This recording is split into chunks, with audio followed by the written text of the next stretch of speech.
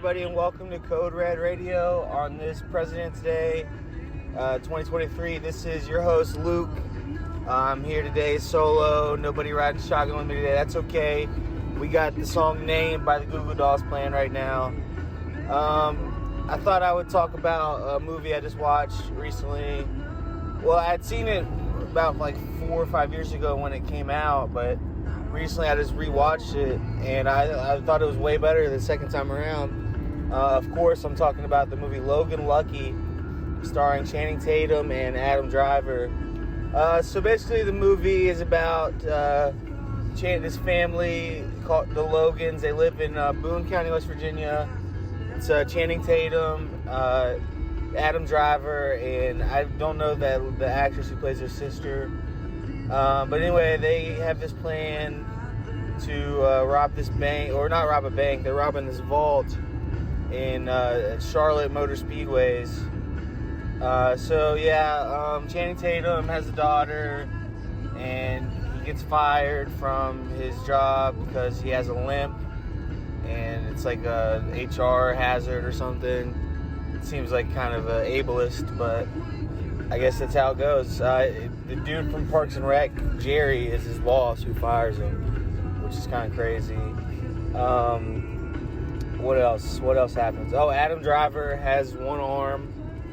He lost his arm in a war. I don't know if they say what war. They probably say it, but I don't remember exactly. But anyway, Adam Driver owns a bar, and he kind of runs the bar. And Seth MacFarlane comes in, and he's like an Australian guy for some reason, and he's all mean to Adam Driver, and so Channing Tatum gets in a fight with him, and then they blow up his car. And then out of nowhere, Channing Tatum says cauliflower, and Adam Driver's like, "Did you just say cauliflower?" They have the pretty funny West Virginia accents that are pretty good, pretty spot on. And so that's when their bank robbery plan really starts. Oh, and I forgot to tell you that Channing Tatum's wife is his ex-wife is Katie Holmes, and she's married now to Roy from The Office, and he's all rich and stuff, and they got a big house, and come to find out that they're planning to move down to Lynchburg because his dad, Roy from The Office's dad, has opened up a car lot, and he's gonna go run it. Anyway, so they get this plan in action to blow up this vault, but they got to talk to freaking James Bond plays this vault expert guy in prison, and so they come to this plan. They go meet with him, and they're like, they're like, "We need your help." He's like, "I am incarcerated." Oh, we got a new song coming up. I'm not sure what this is. What is this? This might be an advertisement for the radio station. Yeah, this is an ad for the radio station I'm listening to right now. Well, here on Code Red Radio. Let me talk over this so you can't hear their plug. Okay. Here we go. Oh, yeah. Okay, some Jimmy Buffett here today on Code Red Radio. Feeling kind of festive. I have no idea where I was. It's not easy doing this by yourself. Oh, yeah, so James Bond is like, you'll have to blow it up, and he's the expert. His name's Joe Bang, and he looks funny. He's all blonde and got a bunch of tattoos, and so they have come up with this plan to get him. They're like, "We're going to bust you out of jail, and we're going to have you in and out but before the day's over, and nobody will know you're gone." So James Bond's like, "No way, you guys. There's no way you'll know how to do that." So Adam Driver drives his car. It's pretty funny. Drives his car through a gas station and gets 90 days in jail, and so that sets up where he helps. Also there's this water poisoning going on where you can't drink the water, which is pretty spot on for West Virginia.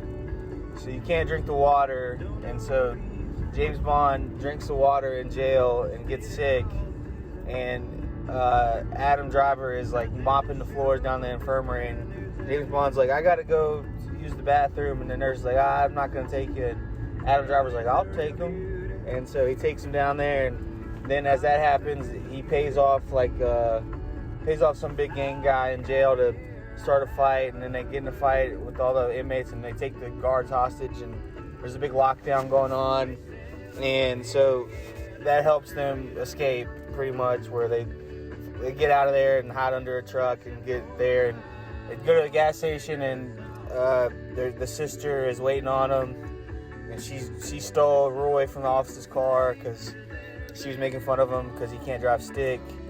While this is all going on too, on the same day they're gonna rob the bank, the Channing Tatum's daughter is going through a little Miss West Virginia pageant, so that's part of it too. They gotta get back in time to watch the pageant. So yeah, they make it to Charlotte. Hilarity ensues.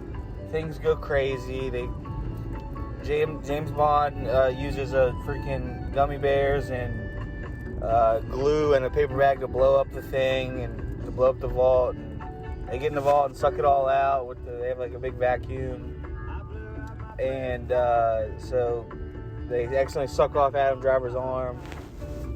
But he gets it back, and they almost get caught and all this stuff. But then, you got Hilary Swank shows up at the end as an FBI agent, and she's got a weird deep voice thing going on. I'm not sure why. I don't think that's her normal voice, but she looks pretty good in the movie. I never really thought. Well, I guess that shouldn't really. She does a great job at acting. That doesn't really matter. But anyway, so they're all oh damn, I forgot to talk about Channing Tatum's love interest. He is sitting outside eating a ding dong, and he's got bruises from his fight. This is way before any of this other stuff happens. And this girl who's on a mobile doctor thing sees him, you should use a tetanus shot. They go in there, and she's like, you don't remember me, do you? And Channing Tatum's like, wait, we kissed in high school, didn't we? And she's like, wow, you don't even remember. But then they get together eventually. And so, fuck. I don't remember where I was. Oh, Hilary Swank shows up, and she's being the FBI detective. And let me talk over. I gotta talk loud so you don't hear the ad for this other radio station. Okay, we got a new song coming up. But anyway, I don't know. Oh, yeah, what a song. This song's awesome. Fuck yeah. The Promise by, I think, don't quote me on this, I think it's by a band called When in Rome.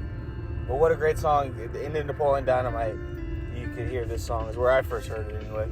But anyway, Hilary Swank's looking, and it turns out that for some reason Channing Tatum just returned all the money in a truck, but he left it at a gas station. Everyone's like, why'd you leave the money? Everyone's pissed at him. But then it turns out he stashed a bunch of the money without telling everybody to stop them from getting caught. And then so everyone gets the money and everything's all good. And I forgot to mention, they get back in time, and Channing Tatum's daughter was going to sing Umbrella by Rihanna.